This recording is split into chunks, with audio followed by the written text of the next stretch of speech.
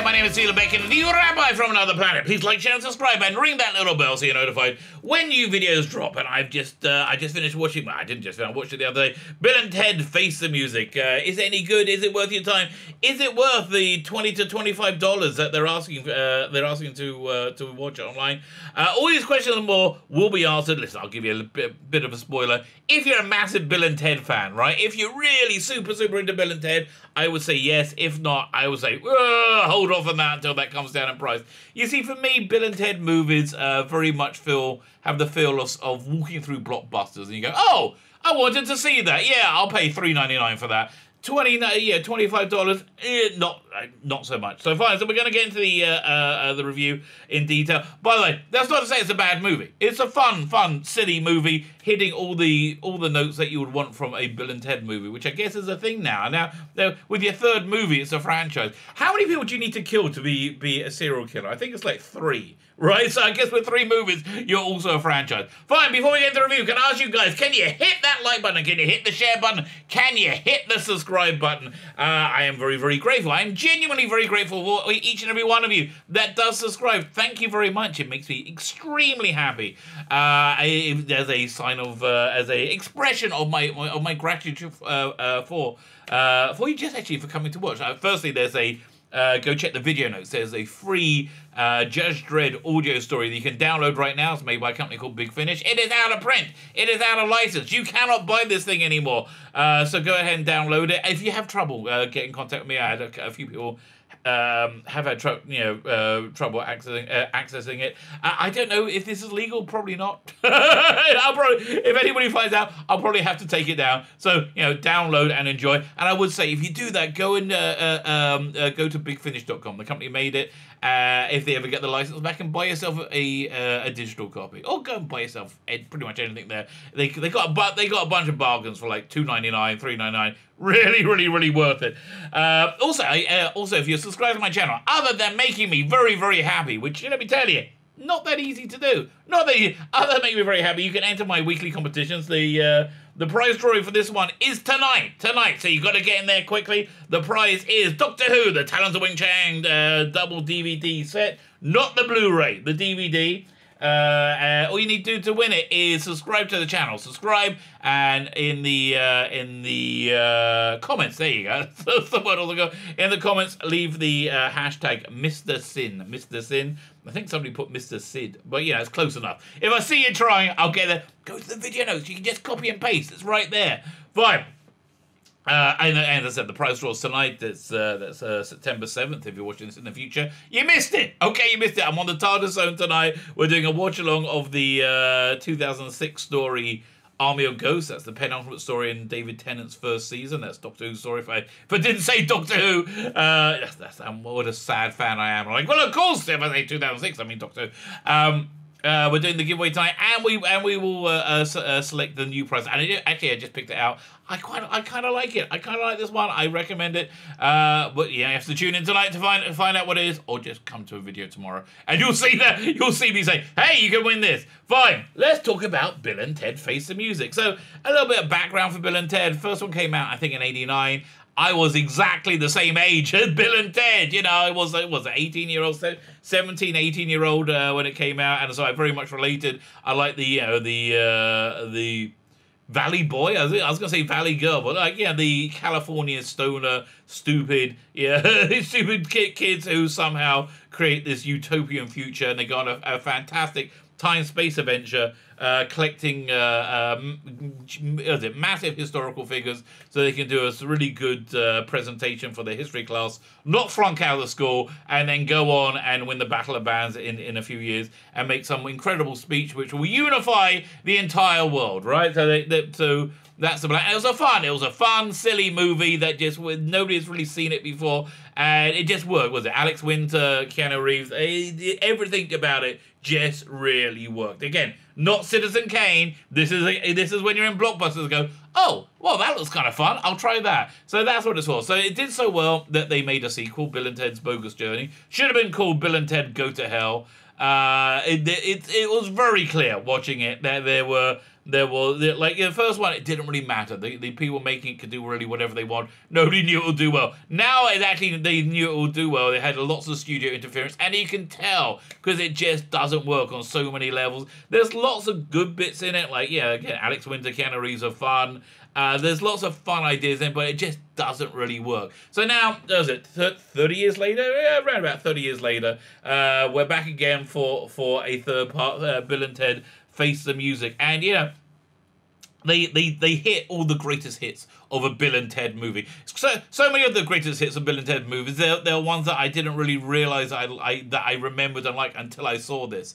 But yeah, the weirdest thing about it was Bill and Ted are exactly the same. Now, yeah, a lot of people say, "Oh, Svi, you're exactly the same as when you were 20." And I'm similar, but I'm much older too. You know, one has matured and progressed in life. Bill and Ted haven't. Bill and Ted are went from being potential saviors to being super losers, like super losers.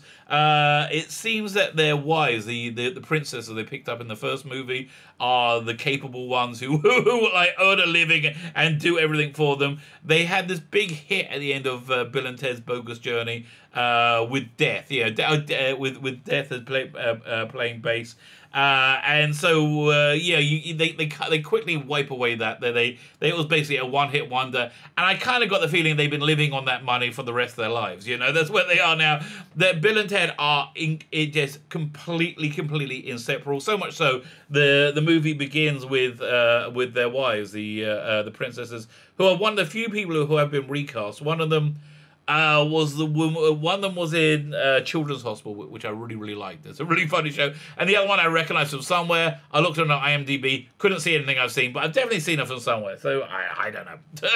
So they want to go couples counseling because Bill and Ted are they can't see themselves as individuals. They're trying. There's actually quite a funny sequence where where they go to couples therapy and they both turn up at the same time. They're going, what? And then the other one's like, what's going on? We were supposed to be couples therapy. They said, yeah, we're a couple of couples. And so, you know, the therapist tries to get Bill and Ted to say, I love you to their wives individually. And they go, yeah, we love you. You know, we like, you know,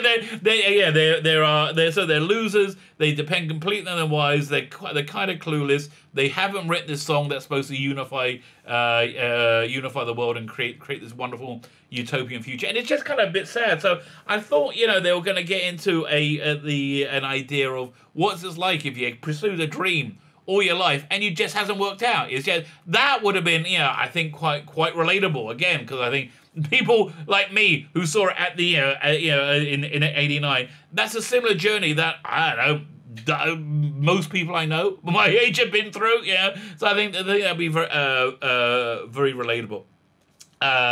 What's his name? Rufus played by famous comedian who was freaking brilliant, and I'm going to remember the minute I stop this video. So he appears in it for a second as a hologram. I didn't really see the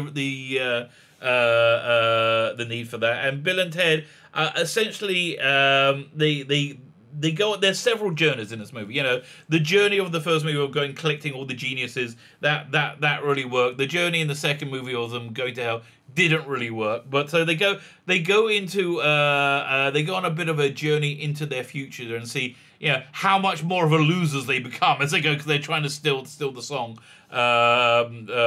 from themselves, because they don't have to write, because they don't have it in them to write it. And you see them in like several different tableaus as their lives more and more unravel and degenerate. The best one is when they're in prison. They're all like super jacked and worked out, which I don't think Bill and Ted could do, because they just seem like a pair of losers. Seem like a pair of amiable losers. So you have that main plot going on. They're trying to come up with this, find the song that will save reality. Reality is unraveling. Catherine Shell replaces Rufus, and I thought if I didn't think about it for a second, I'll remember George Carlin. Yes, George Carlin. Oh, thank God. Tell you, that's what it's like being nearly 50. That's exactly what it's like. Catherine Shell replaces George Carlin. Yes, okay, not as good as Carlin. That doesn't have anywhere near his swagger and, you know, just his screen presence. And I think what's behind that is George Carlin played it really, really straight. He played it as he played his role as their mentor, without hamming it up, where pretty much everybody else is.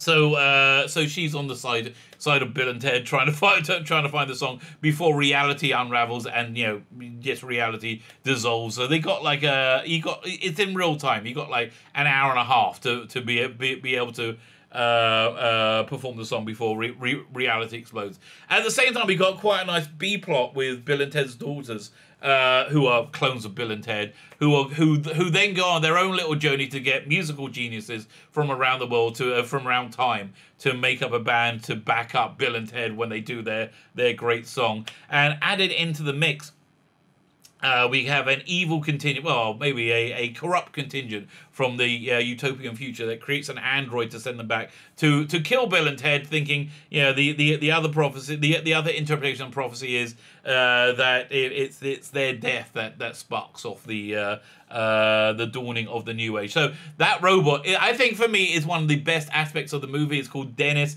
It's played by the mafia, the Chechen mafia guy from the HBO show Barry, which is freaking awesome. And so you've got this like kind of ineffectual, goofy robot assassin who has a lot of feelings and wants to talk about them a lot, which doesn't sound good when I say it out, but it's funny. It's funny. It's entertaining. It all comes to a head when at the end, which I'm not going to spoil the ending, but it doesn't really matter. So another really weird thing about this movie is that Alex Winter seems to be the professional actor here. And Keanu Reeves looks like he stopped acting for like 20 years. Like, it seems to me his performance just doesn't really gel. Also, really weirdly, his top lip just doesn't look right. It looks like Henry Cavill's CGI top lip from Justice League. Oh, soon will that movie will be erased and replaced with hopefully a better version. So he gives a very one-note performance, while Alex Winter actually, I found much more relatable. So as I said, is it worth your money? I don't think it. If you're a super Bill and Ted fan, absolutely. Yeah, on iTunes, it's $20 to rent or $25 to buy. Obviously, buy it at $25. If you're anybody else, I would say wait a couple of months until it's like $2.99 or $3.99. That's about what I think this movie is worth, and that's not a denigration of this movie at all. In any way, it's just. It's not a life-changing Citizen Kane. That's what I would say. So Bill and Ted Face the Music. Yes, they do. They actually do face the music to a certain extent. Not quite as much as I wanted to, because I really wanted to see them move forward in life and mature and be different people, which you're not going to see. So there you go. And now then there's a stay for the after credit sequence, which I thought would be great. And would feature Death, and it doesn't. By the way, Death is back in it, played by the same actor.